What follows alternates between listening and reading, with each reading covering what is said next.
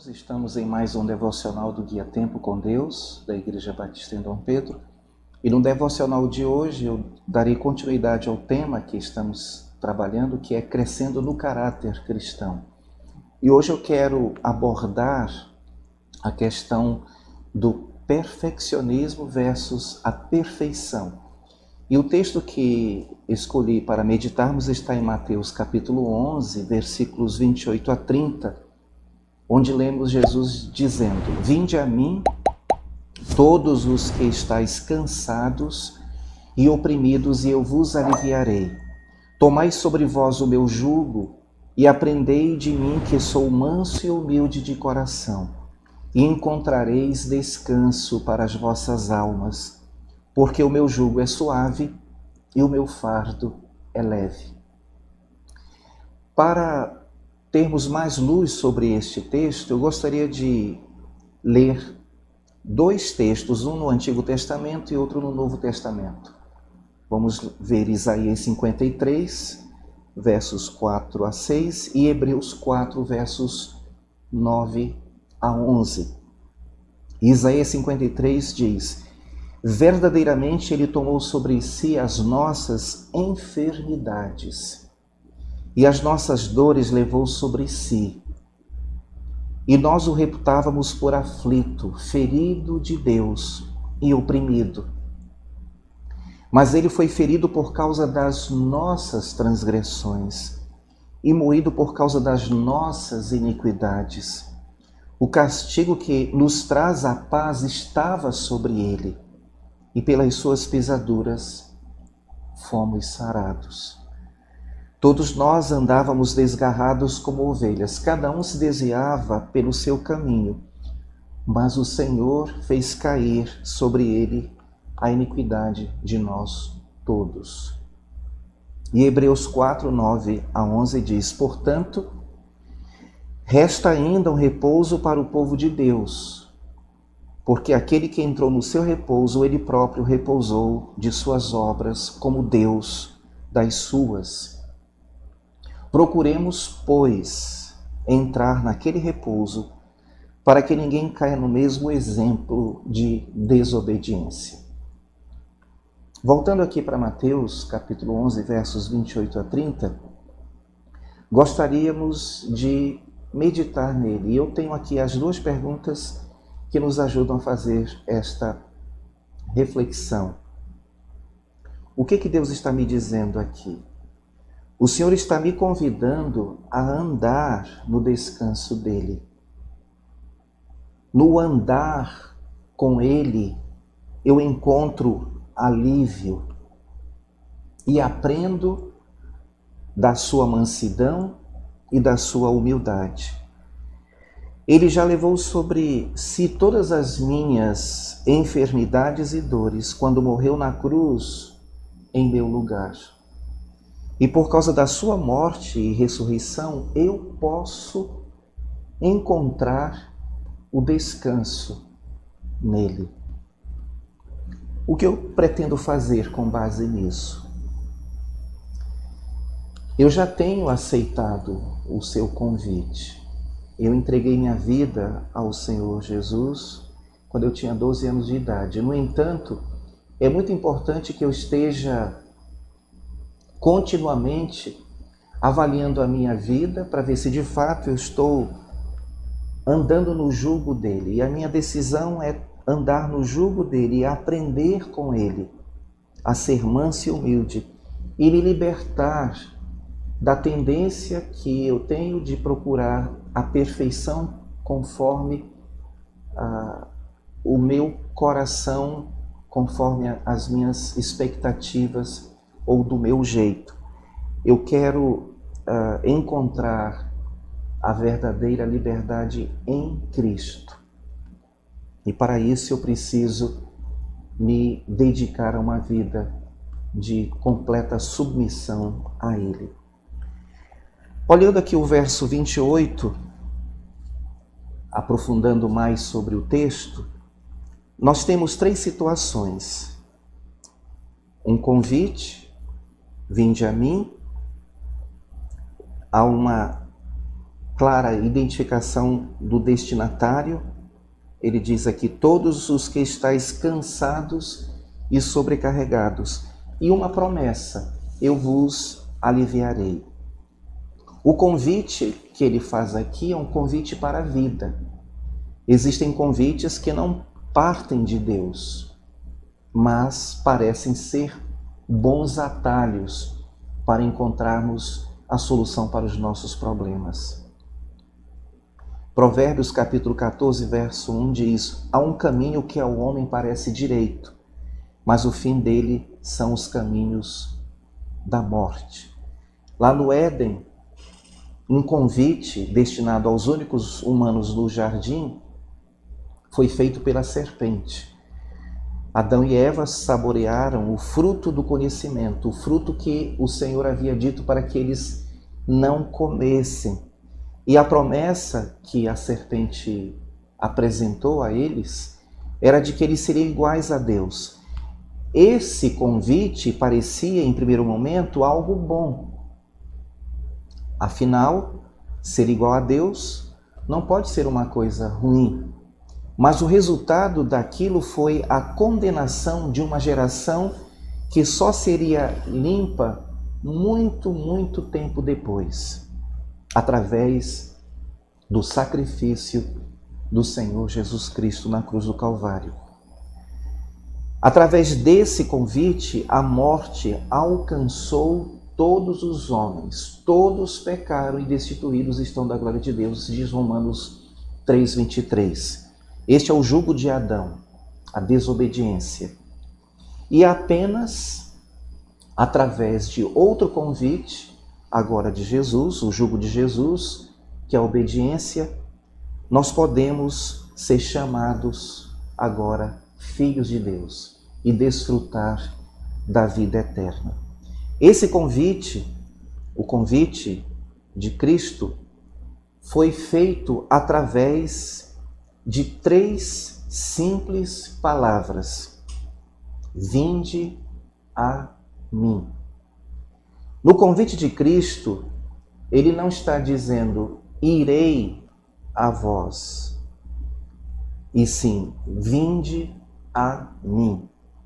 Nós precisamos sair do estado de acomodação e ir ao encontro do Cristo.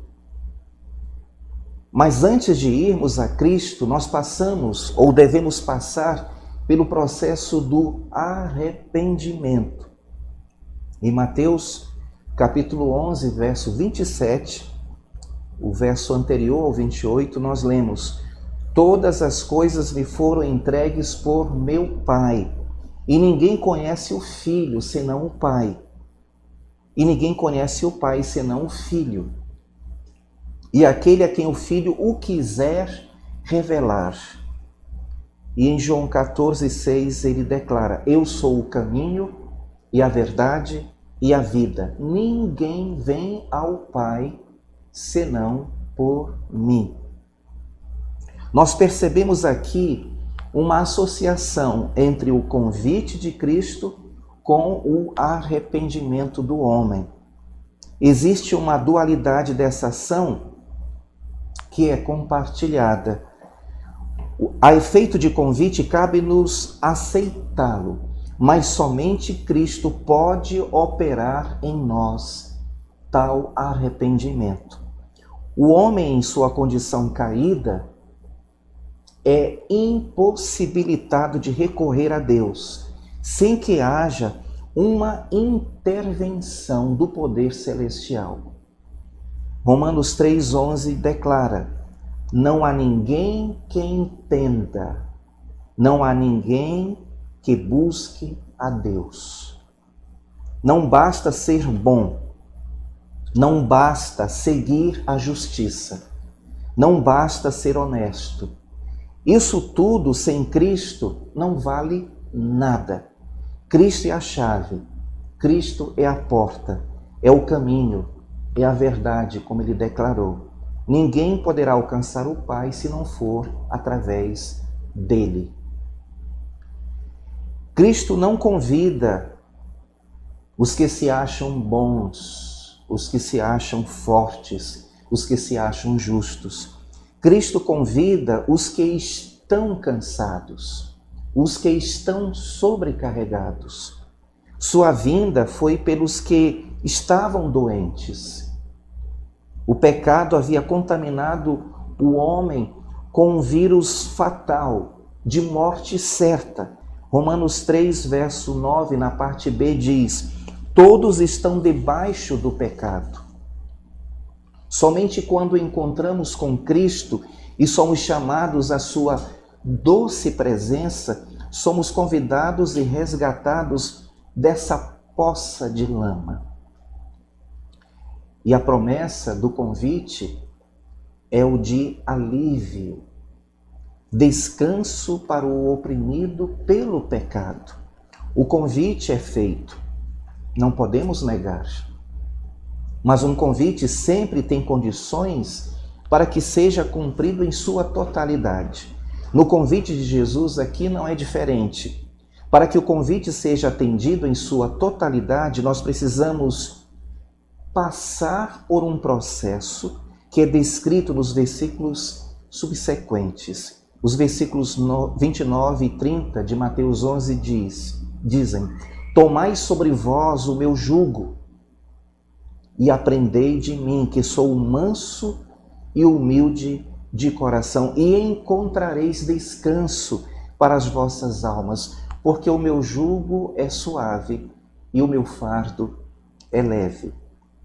Fechando este arco de 3 versículos, nós aprendemos que esse processo do convite de Cristo é baseado em 4 pontos fundamentais. O primeiro, vinde.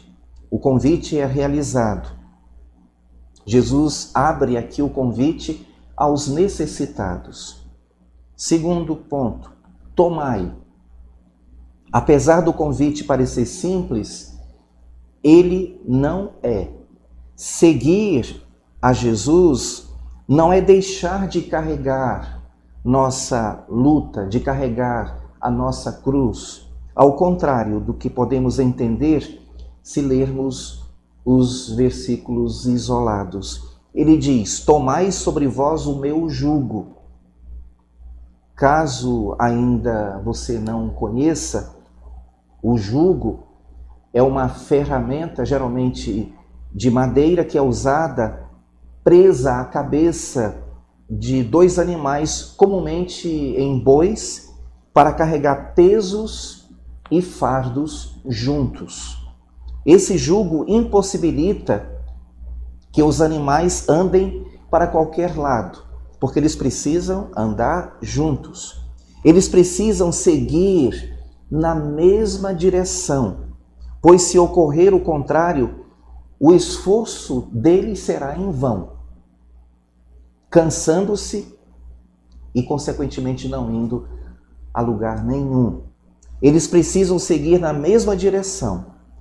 Quando nós estamos fora do convite de Cristo, andando no jugo de Adão e não no jugo de Cristo, nós somos como os animais que não entram em consenso e tentam ir cada um para o seu lado.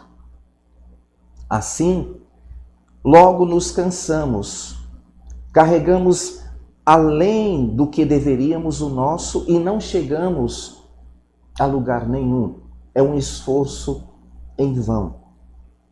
Para aceitar o convite de Cristo, devemos nos submeter ao jugo de Jesus e segui-lo pelo caminho da obra que ele deve e quer fazer nas nossas vidas. Nós precisamos negar a nossa carne e, por obediência, seguir a vontade de Cristo. O outro ponto aqui é aprender.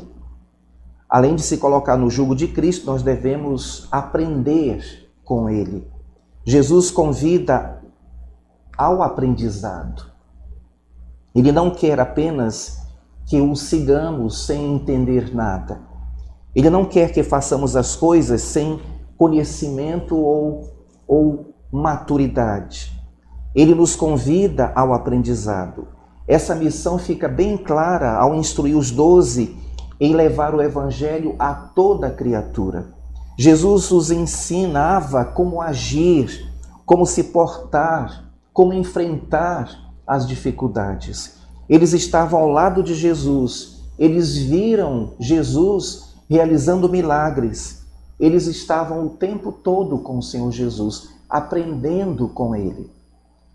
E assim eles estavam aptos a repassar estes ensinamentos. E da mesma forma, nós devemos seguir e aprender com Cristo, a fim de levar o ensinamento que Ele tem nos dado a toda a criatura, para que nós possamos assim estender o reino de Deus. E, finalmente, o outro ponto é encontrais. O convite inicial tratava-se de levar alívio ao cansado e sobrecarregado. Logo após isso, ele mostra que, para encontrar tal alívio, era necessário que o jugo de Cristo fosse carregado. Parece incoerente prometer alívio a uma pessoa fazendo carregar mais peso. Mas quando se trata de Cristo, o que parece loucura aos nossos olhos é a libertação do povo de Deus. Ao entregar-se aos caminhos de Deus e tomar o jugo suave de Cristo, temos a maravilhosa experiência de conviver ao seu lado e sentir a sua presença em nossas vidas. Nossa jornada, apesar de não ser fácil, se torna prazerosa, pois ao final do combate nós teremos a nossa salvação e o alívio que sempre almejamos, que sempre desejamos, será encontrado e permanecerá por toda a eternidade. O convite de Cristo aqui é sobre ser guiado na obra do Senhor. Caminhar ao lado dele é permitir que ele seja o nosso guia em todas as nossas horas, em todos os nossos momentos, em toda a nossa vida. A jornada do cristão não é conquistada sem trabalho, mas é conquistada na força, no arado, no campo, guiados por Cristo, sendo submissos a Ele. Romanos 5,19 diz: porque pela desobediência de um só homem, muitos foram feitos pecadores. Assim, pela obediência de um, muitos serão feitos justos. No fim, o que valerá nossa jornada? Como estamos sendo guiados? Qual o jugo que nós estamos carregando? O jugo de Adão ou o jugo de Cristo? Eu desafio você a se examinar como um cristão e a buscar ter entendimento sobre como você está edificando a sua vida cristã. Eu desejo a todos vocês um excelente dia na presença do Senhor.